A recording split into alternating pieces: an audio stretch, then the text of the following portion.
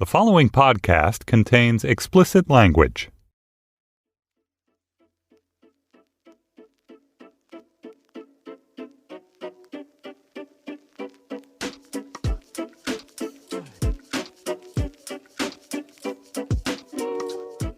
Welcome to The Waves, Slate's podcast about gender, feminism, and today we'll be talking about surviving as a woman and a mother and a truth teller in your industry. Every episode you get a new pair of women to talk about the thing that we can't get off our minds, and today you've got me, Daisy Rosario, senior supervising producer of audio here at Slate, and I'm thrilled to be having a conversation with an incredibly funny and intelligent woman who I admire quite a lot. Today I am joined by comedian Aida Rodriguez.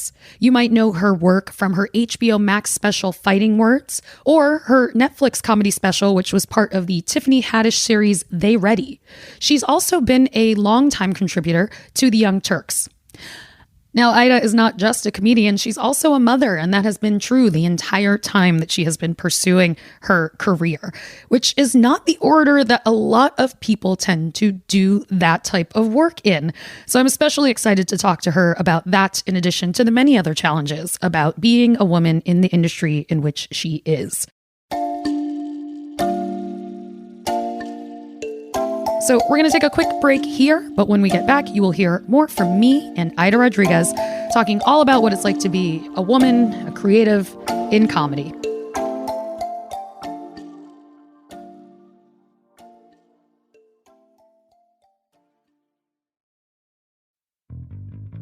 This episode of The Waves is brought to you by Cook Unity. Getting delivery is kind of like having a bad date. It happens late at night and it's never on time. It's never as hot as you hope, and it usually leaves you full of regret.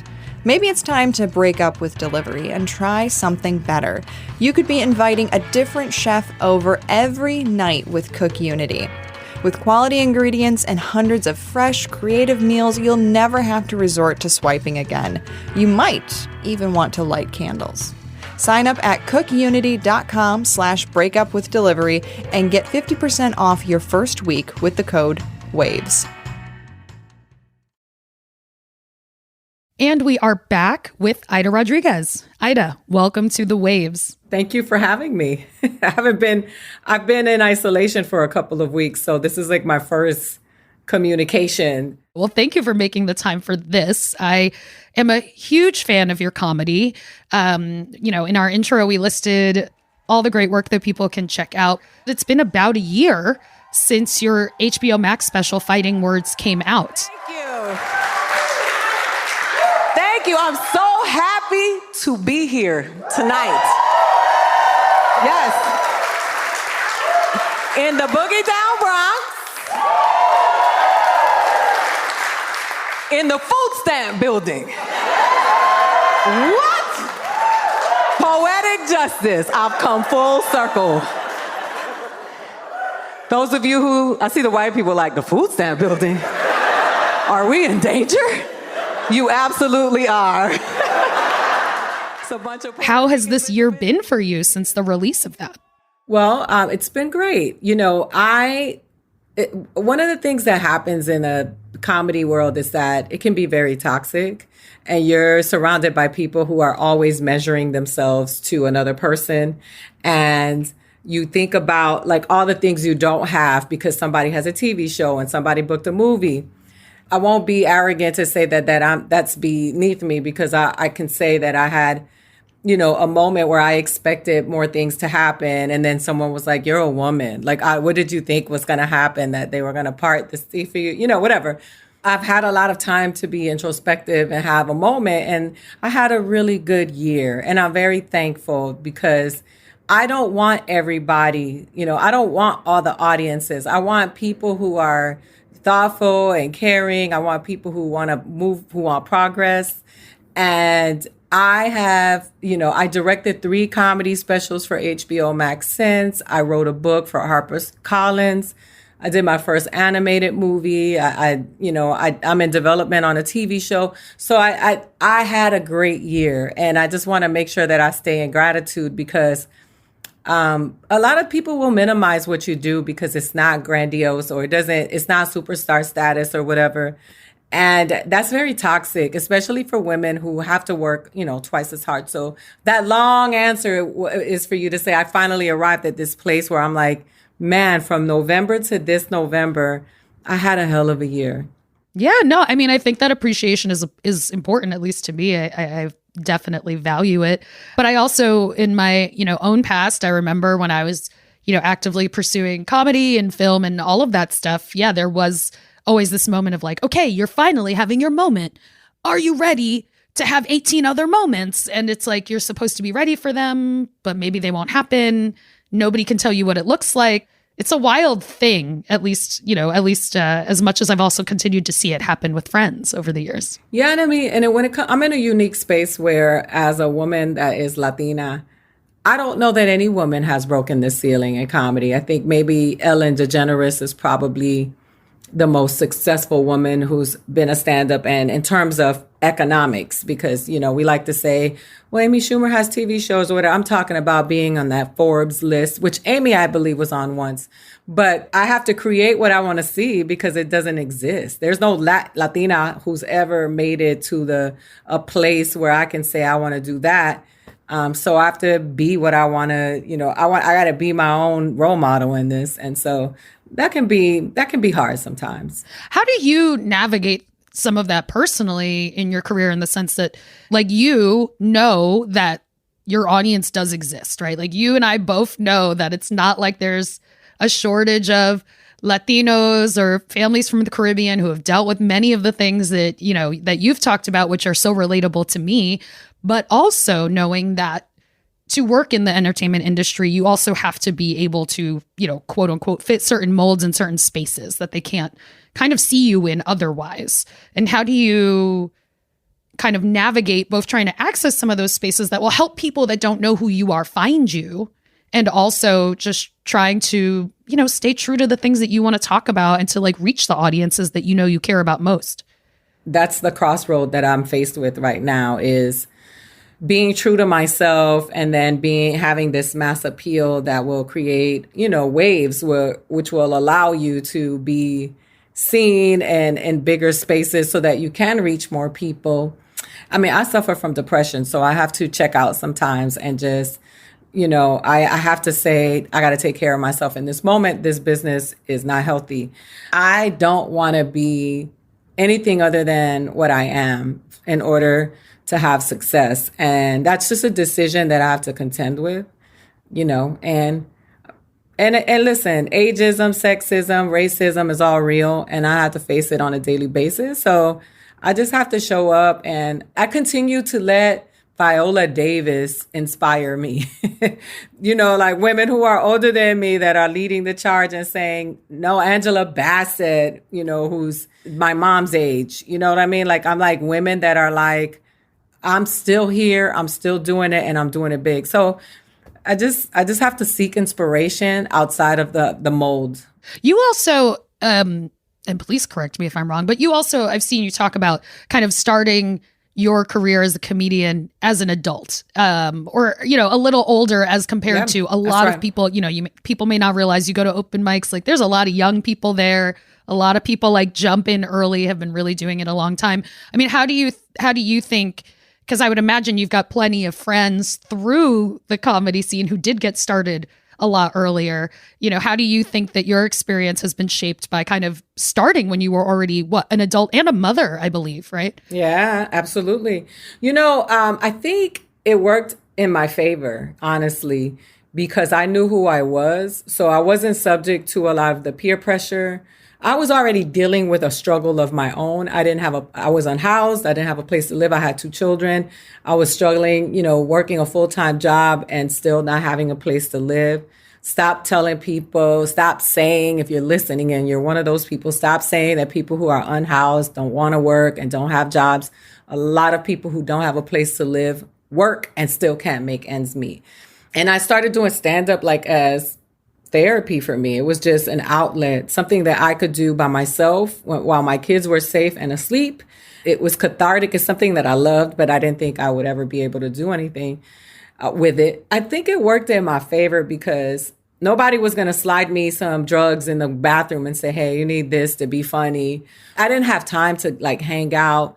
Like I was able to balance my life and do stand up. And I just think it worked in my favor being a grown up. Like I wasn't allowing people to do to me what I see them do to younger people now. And I had to stand up for them. You know, I wasn't allowing the bullying that was going on with the older comics that were like to, you know, do to the newer comics. So I just think it worked in my favor. One of the things I loved about your HBO special is that at the end, there's like a brief documentary that is included. And, you know, in that documentary, you go back to both the Dominican Republic and Puerto Rico. You meet your father in person for the first time.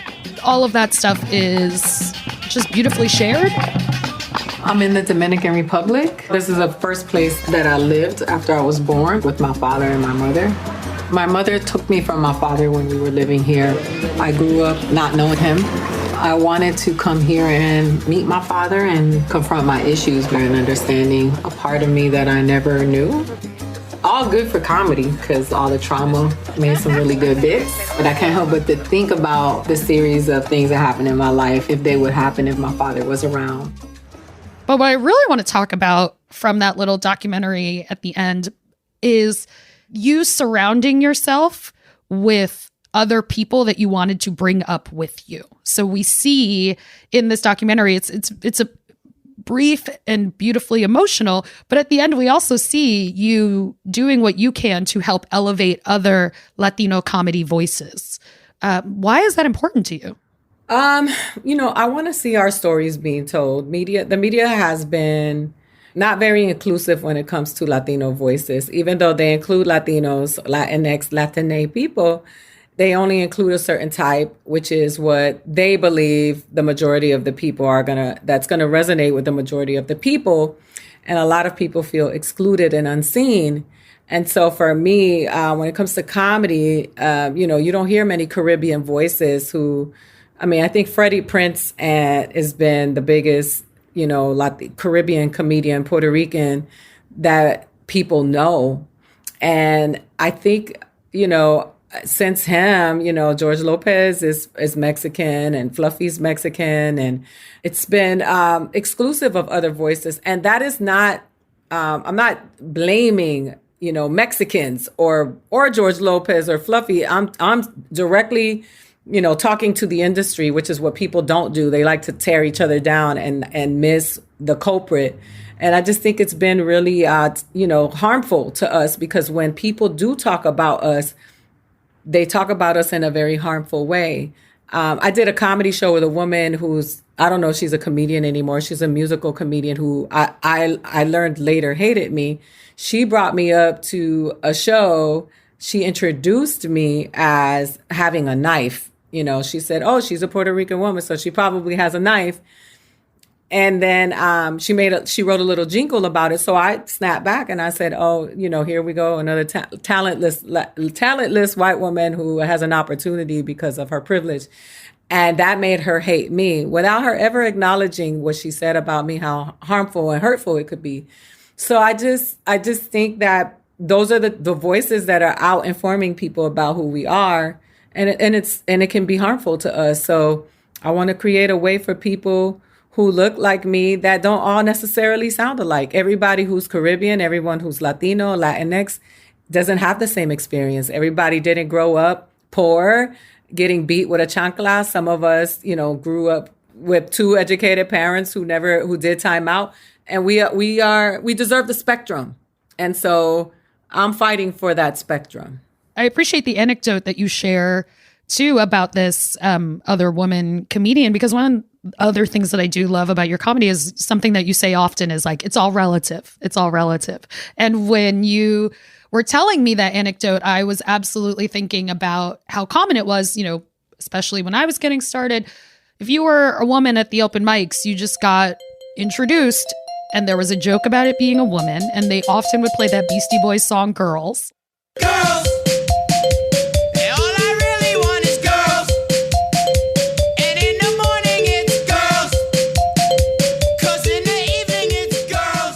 it was just like every single time they were just like, it's the one song we have for the female comedians.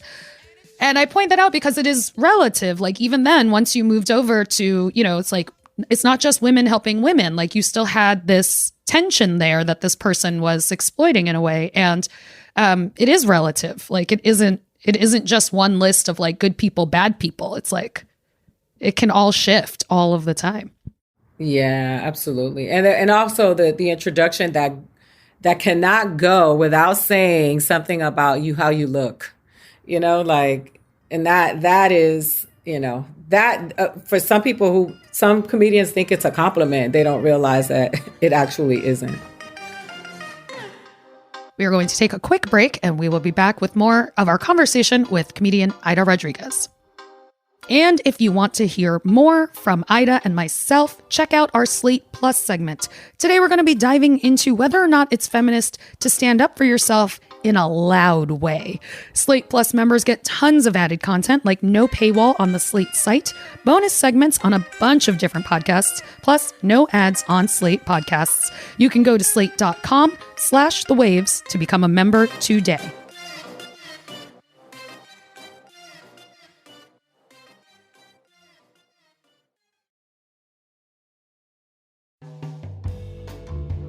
This episode of The Waves is brought to you by Amazon Music. Actress, singer, entrepreneur, and everyone's favorite Virgo, Keke Palmer has an amazing new podcast called Baby, This is Keke Palmer on Amazon Music right now, and you're going to want to check it out.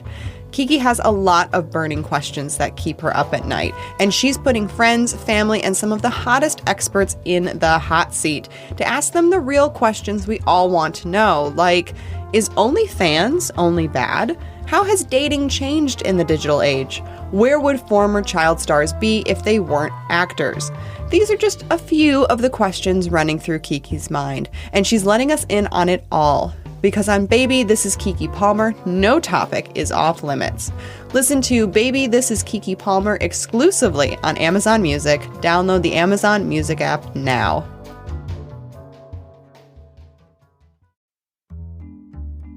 This episode of The Waves is brought to you by Cook Unity. Getting delivery is kind of like having a bad date. It's supposed to be quick, easy, and drama-free, but it never really is. It happens late at night, and it's never on time. It's never as hot as you hope, and it usually leaves you feeling kind of full of regret.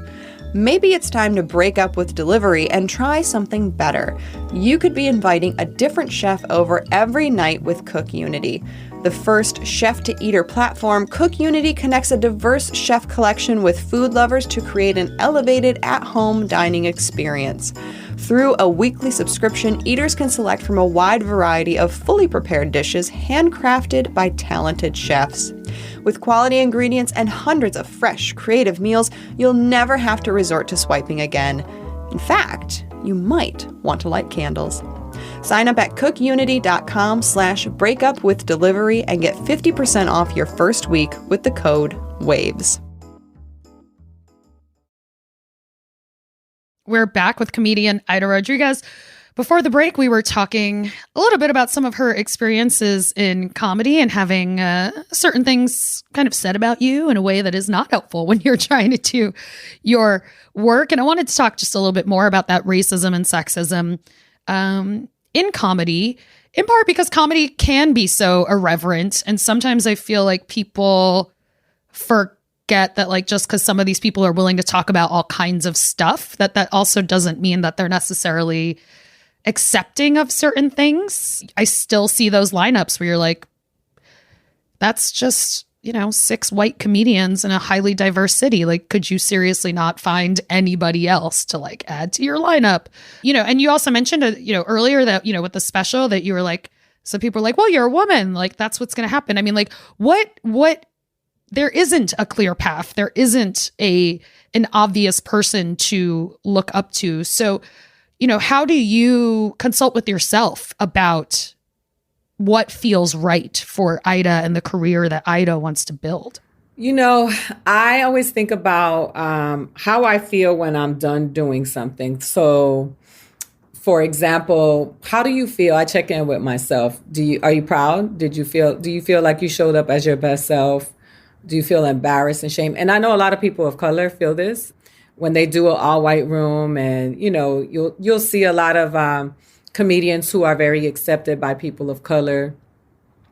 And I don't like to berate them because I think we're all surviving and we all have our own way of surviving. I don't like to berate people because I used to, and I'll hear people saying, "Oh, he's a sellout, he's this," but I for me, it's like I always got to go home with me.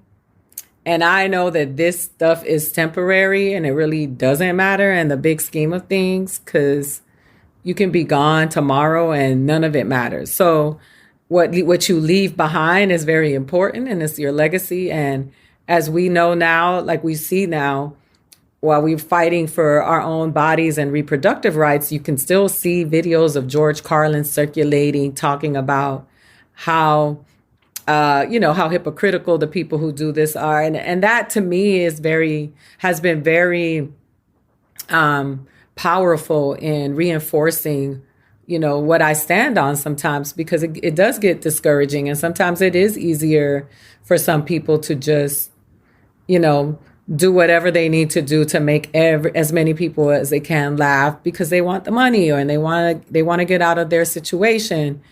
And, for me, it's like, I'm not willing to negotiate myself in that way and compromise myself in that way. So I have to be responsible so that I know that I can live. If I can turn down a job, or I don't want to be in the presence of these people and I don't want to do this, and it's a lot of talking to myself, honestly, like a lot of metaphysical work and a lot of just spiritual work, because it's very hard on the soul. This is you, only you. You're the one that takes all the hits. You're the one that people criticize. They either laugh or they don't. I have to consult with myself quite often so that I can really just take care of myself, Yeah. I mean, even in the world of creativity, stand-up in and of itself is a very special lane in that, anybody who's making their stuff is putting it out there, but it is different to put out a painting, an entity, a thing that was created, versus just putting yourself up there and sharing the things that you want to share. And it's just all you. It's just all you. You talk so much about the real things in your life. I mean, do you have a particular process in terms of, stand-up? Or do you sometimes find yourself going, I'm not ready to talk about that yet, even though I want to? I mean, how do you balance that? So for me, it was the kidnap story that I did in They Ready was something that I had never talked about. And, it was very traumatic for me. I got kidnapped twice.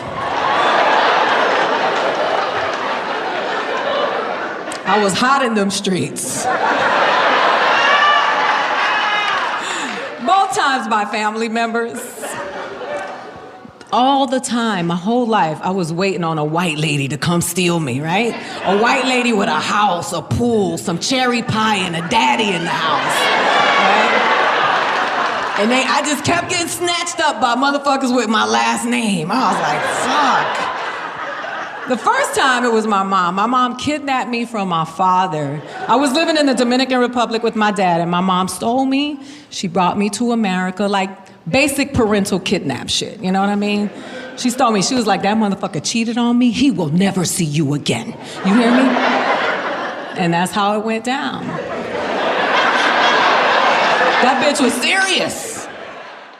And, when you put it out into the world as a joke, the trauma stays with you, but the humor goes with other people. Like, being kidnapped, people will say things like, oh, you got kidnapped by family members. Like, it's not the same. And they don't realize that my mother taking me from my father is created a very big void in my life, because I didn't see my father until this documentary that I did.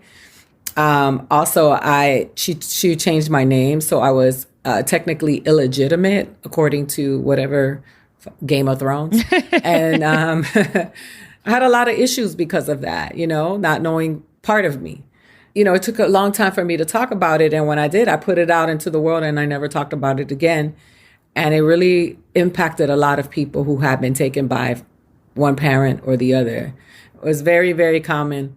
And so, when I think about that kind of stuff, I've been talking a lot about my personal life, or what seems to be my personal life, because I really don't talk about my personal life. I talk about what I'm ready to talk about, because people will always tell me people don't know who you are. So you got to do the introductory comedy. You can't just jump into observational comedy because people don't know who you are. That's not a privilege that you have. And now I'm talking about whatever I want to talk about. But at that point of my career, I had to get that out because it was cathartic. There's already some chatter in the media. I'm definitely seeing it in some places of it feeling like there is already less space for some Black and brown voices. I mean, yeah. And I'm just wondering how much that you are seeing that and kind of being aware of that as well, as somebody who did come into this as an adult. Because I feel like if you are older, you do realize that there's always these kind of like cycles and like swings and things like that. So, knowing that you're like, okay, you had the HBO special, you've had a good year, you've been able to, make some movements on some things. Like, is that something that you find yourself paying attention to or concerned about in terms of continuing to get not just your voice out there, but those other people that you do want to bring up with you? I think that this push with George Floyd and the Black Lives Matter and Oscar So White happened, there was a wave of people who actually really wanted to make a difference. And they started to consciously, make decisions to make a difference. I'm at one place, I'm developing a TV show. They're not gonna air more than one Latino TV show. So they pick the one they think is gonna go the most, and then they do, and then nothing happens. First and foremost, it's very important for us to exist in media, because media informs the way we feel about ourselves and the way other people feel about us, especially people who never come in contact with us. The only information and education that they have sometimes is through the media. And if the media is constantly telling people that we are violent, we are dangerous, we're lazy, we're trying to steal what's theirs, then people who never had encountered us come in contact with us and are immediately defensive and ready to hurt us because they don't know us any other way. Also, if you're a little kid and every time you see a version of yourself or a reflection of yourself in the media, it is a negative one, it's going to impact how you feel about ourselves. And people who look like us think we're ugly because we never get to see ourselves in those places. So that's important. It is important. And it is very important because it is probably one of the most impactful ways that people are informed. So that being said, there was this group of people that you can tell were really making a big effort to make a difference and make a change. And there are some people who weren't. There are some people who are oblivious. I don't believe that everyone who works in any industry is consciously malicious. I think some people just have a blind spot. They don't know. It's not their world. And now here we are again with this facade that we were fed about diversity and inclusion. You got all these departments going up. You get getting people hired to make sure that they come in with sensitivity. And then you turn on the television and you look at who is running every TV show, and the majority of them are white men. So really, I never allowed myself to be deluded into believing that it was going to change that quickly, because it doesn't. And how was I going to show up and be part of the solution? And it can be very disheartening, because you will watch TV shows with white people get made and canceled all the time, and they continue to have opportunities. But you see Cristela make a TV show, and then it takes, I don't know how many more years for her to get another TV show. And now she's a secondary cast member on somebody else's TV show. Exactly. We're talking about Cristela Alonzo, very, very funny comedian. Yeah. So you think about that. And she's like the first Latina to write, produce, star in her own TV show. And that was in the 2000s, And the thinking of the people who are making the decisions sometimes is a very exclusive mentality. And you look at this and you're like, oh, really? Nothing really changed. The lineups changed for a little bit, but now they're back to, 4 white guys, 1 queer person, and a person of color that represents everybody. How do you deal with that? To me, it's like I have to ignore it. I don't read the trades. I don't have a Twitter account. I'm barely on social media. My Instagram account, I have someone who helps me with it. I've had to disconnect from the machine because constantly feeling discouraged will stunt the art. And I just got to keep creating.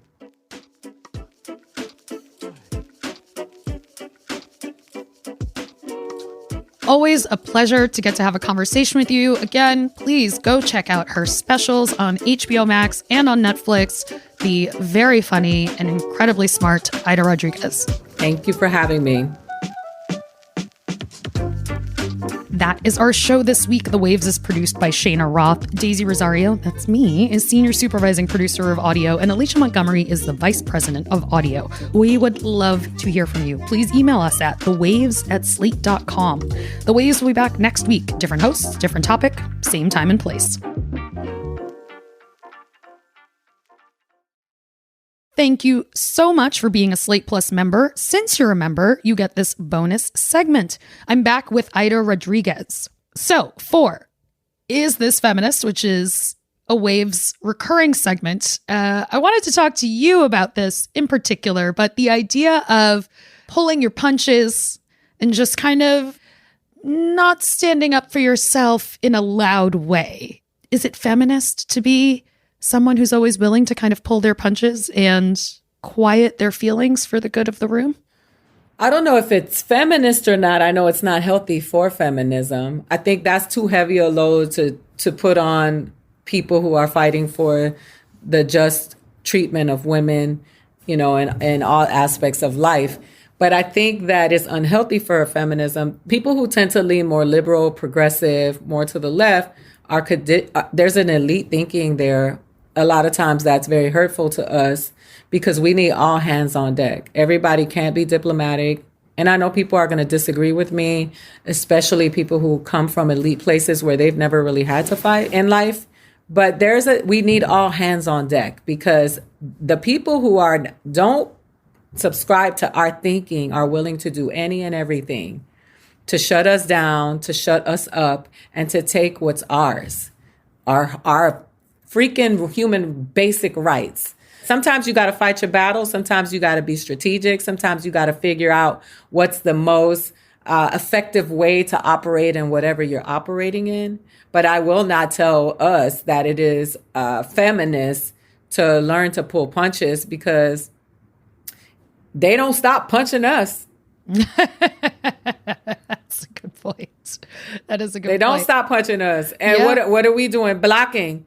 But sometimes you got to punch back to get them off of you. And it's okay to fight for what's right. It's okay to fight for yourself. And the idea that you're a more advanced human being because you allow somebody to clobber you is ridiculous. Ridiculous. I wouldn't be here if I didn't know how to fight for myself. I would be gone. I mean, and that's why I wanted to kind of posit the question that way, is because I have seen you talk about those things in your stand-up specials. And again, go check out Fighting Words on HBO Max. Go check out her episode of They Ready on Netflix. But having watched these specials, so much of what you have mentioned is the strength of the women in your family who really did have to fight the fight. And that is something that I really saw in my family as well. And then in my adulthood, spending time in, say, the professional spaces that I do, not just this one, but many of them over the years, or some of the academic spaces I spent time in. Yeah, it very much felt like the message I was getting was people telling me to absolutely not do any of the things that had led to my survival and ability to even be in the space in the first place. And that can be a very confusing message. Well, I mean, a lot of times it's privilege talking. It's if you've never had to fight for anything because other people are doing the fighting for you. It's, the status, the standard, the status quo is always in your favor, and you've never had to really fight for certain things. And then you see this uprising of people saying, oh, now they're trying to take this from me. I'm used to them taking it from you. That was just some of our Slate Plus segment. If you want to hear the whole thing, go to slate.com/thewavesplus to become a Slate Plus member today. Slate.com/thewavesplus.